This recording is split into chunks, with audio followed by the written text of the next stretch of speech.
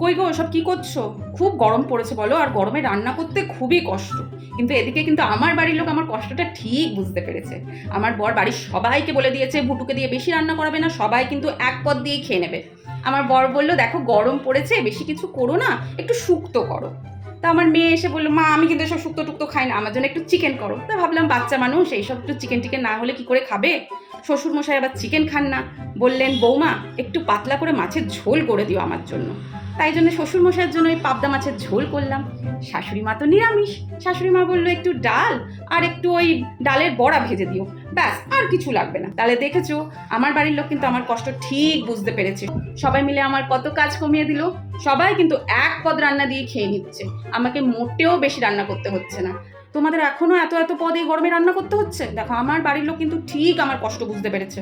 তোমার বাড়ির লোক তোমাদের কষ্ট বুঝলো না গো।